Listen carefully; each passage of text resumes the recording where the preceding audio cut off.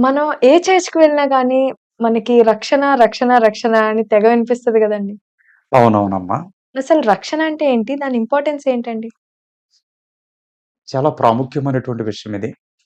ఎందుకనంటే రక్షణ అనే కాన్సెప్ట్ వచ్చేటప్పటికి ప్రపంచంలో ఎన్నో మతాలున్నప్పటికీ, ఆ మతాల్లో ఈ కాన్సెప్ట్ యొక్క క్లారిటీ ఎక్కడా కూడా కనిపించదు. కేవలం క్రిస్టియానిటీలో మాత్రమే రక్షణ ప్రణాళికను గూర్చినటువంటి కాన్సెప్ట్ మనం అర్థం చేసుకోగలం. అందుకనే క్రిస్టియానిటీకి ఇంత వాల్యూ వచ్చింది. క్రిస్టియానిటీ యొక్క గొప్పతనం అనేది ఇంత పెరిగింది. ఈ కాన్సెప్ట్ అనేది లేకపోతే క్రిస్టియానిటీకి వాల్యూయే లేదు. కనుక ఈ కాన్సెప్ట్ ఏంటి అంటే, అదృశ్యమైన దేవుని యొక్క మనసులో ఉన్నటువంటి గంభీరమైన ప్రణాళికలో భాగమే రక్షణ ప్రణాళిక మనుషుల కొరకు. యేసుక్రీస్తు ఈ భూమి మీదకి రావడం ప్రాముఖ్యమైన ఉద్దేశ్యం రక్షణ ప్రణాళికలోనికి మనుషులను తీసుకురావడం.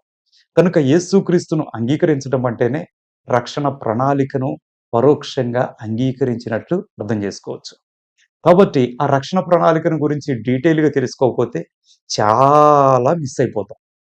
కనుక రక్షణ అంటే కాపాడబడడం అని మనం అర్థం చేసుకోవచ్చు. లేకపోతే భద్రపరచబడ్డం అని అర్థం చేసుకోవచ్చు.